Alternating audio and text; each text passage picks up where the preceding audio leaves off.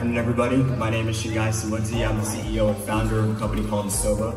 Today I'm going to talk to you about virtual power plants, in particular the role of virtual power plants and real-time electricity trading in the South African context. So just as a quick show of hands, first of all, who here is from South Africa or has experienced load shedding in South Africa? All right, so most people in this room. So you're going to be familiar with a lot of the background information I'm going to share, so I'm not going to go too deep into it, but just as a very high-level starting point, I want to start with the core question is, what is a virtual power plant and why do we need them? So first of all, virtual power plant is a software platform that allows us to integrate various distributed energy resources, so think solar, wind, diesel, what have you, into a platform that can aggregate and distribute and dispatch electricity on an optimized basis. And so you can implement different kinds of loss functions or metrics that you wish to optimize, and you can base dispatch in an automated way based on those sets of criteria. And so what problem does the virtual power plant solve?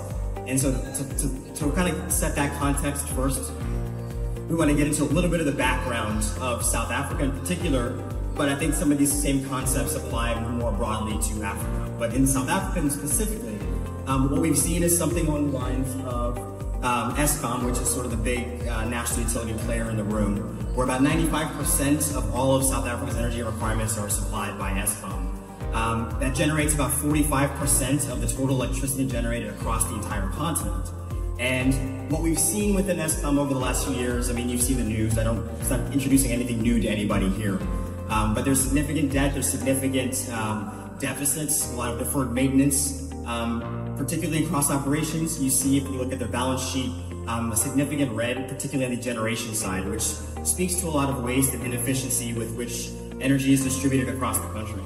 And so this is the typical picture that you might see in terms of how these large-scale power producers might sell directly to the national supplier, or in this case, Eskom.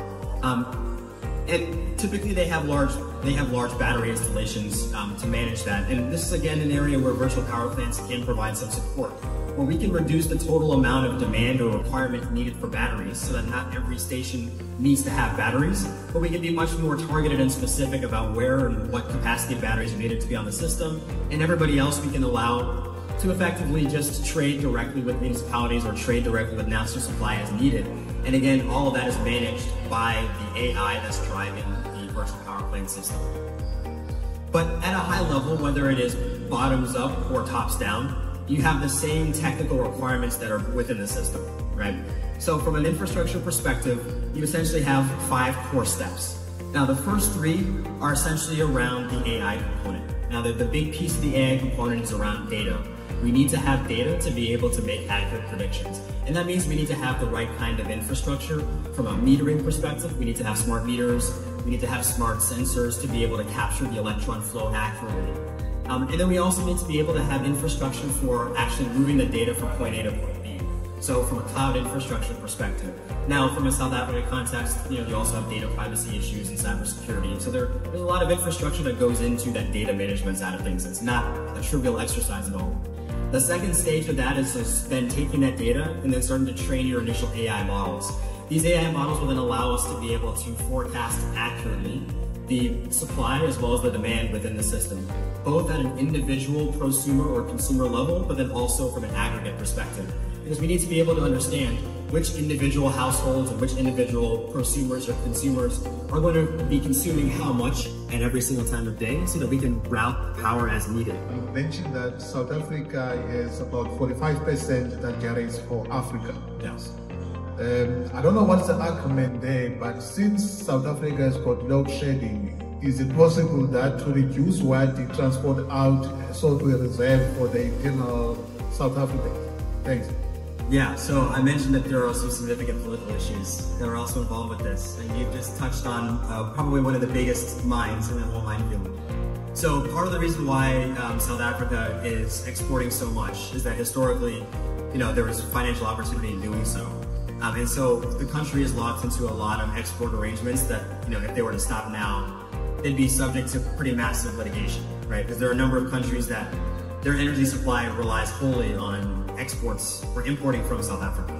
So there are some immediate sort of massive geopolitical implications in stopping tomorrow However, if you look at Eskom's balance sheet and you look at the generation, the transmission, and the distribution business, you see that the distribution business is in the black.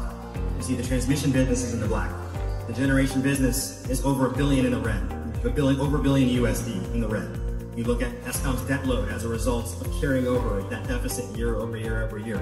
You make a great point that financially it does not make sense for Eskom to continue to carry that burden. I suspect, though, that the realistic solution is what we're doing right now, which is deregulating the market, particularly the generation side of things, but also transmission, allowing private capital to essentially privatize the market. You're seeing, I mean, like we said, 350% year-over-year increase in total private generation capacity from 2022 to 2023. Similar levels of increase from 2023 to 2024. So the solution's already happening, right? That generation, whether Eskom does it themselves or whether the market reality hits them, is that generation's being taken away from Eskom. Eskom's being broken up. And it's really a matter of, do we do this quickly, do we do this slowly? And I think it's gonna happen slowly in terms of divesting from that responsibility of exporting to the rest of the continent. But I think it's gonna be a slow process by which we do that.